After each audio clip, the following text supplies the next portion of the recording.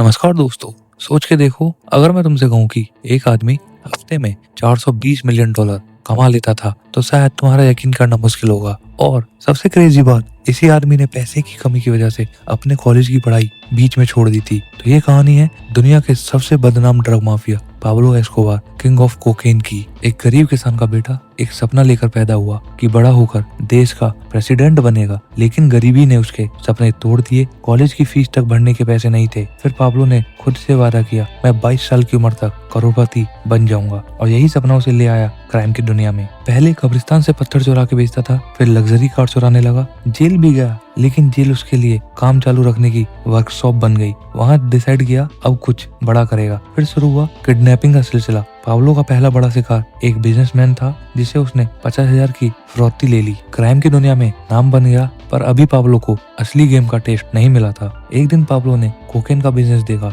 जिस पैसे को वो 10 किडनैपिंग करके कमाता था, वही पैसा लोग एक छोटा सा पैकेट बेच के कमा रहे थे। बस यहाँ से पाब्लो का दिमाग खुल गया। वहीं से शुरू हुआ मेडेलिन कार्टेल, और देखते ही देखते पाब्लो बन गया कोकेन किंग। पाब्लो हर महीने 70 से 80 टन कोकेन अमेरिका भेजता था। उसकी अमीरी का लेवल समझना हो तो सुनो, 142 एयरप्लेन्स, 2 सबमरीन, 32 प्राइवेट याच, प्राइवेट जू जिसमें हिप्पो, जिराफ और दुनिया के सबसे अनोखे जानवर, अपना प्राइवेट एयरपोर्ट, 800 से ज्यादा सेफ हाउस जहां वो कैश रखता था। इतना ज्यादा कैश होता था कि रबड़ बैंड्स पर ही $2000 पर मंथ खर्च हो जाता था। एक बार अपनी फैमिली को ठंड से बचाने के लिए उसने 16 करोड़ रुपए कैश जला दिए। सोचा, इतना पैसा की लकड़ी की तरह जला दिया। ये था उसकी अमेरिका लेवल, वो भी 1970 और 80 के दशक में। पाब्लो स्मगलिंग का आइंस्टाइन था। जीन्स को कोकेन के लिक्विड सॉल्यूशन में डुबोकर एक्सपोर्ट करता था। कार्टून्स के अंदर कोकेन सोक करके बेचता था। फिशरीज के पेट में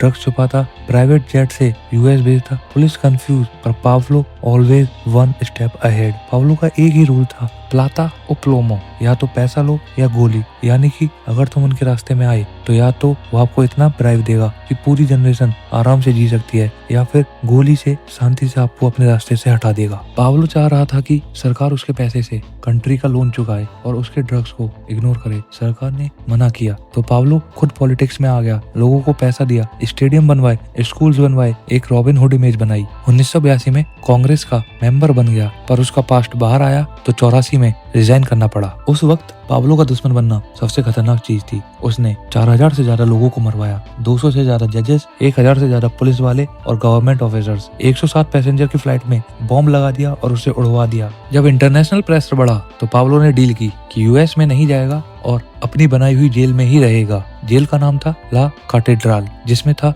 swimming pool, bar, cinema hall, jacuzzi, football ground, waterfall, मतलब कि 5 स्टार होटल से भी ज्यादा लग्जरी। और जेल के अंदर भी पाब्लो अपना ड्रग बिजनेस चला रहा था।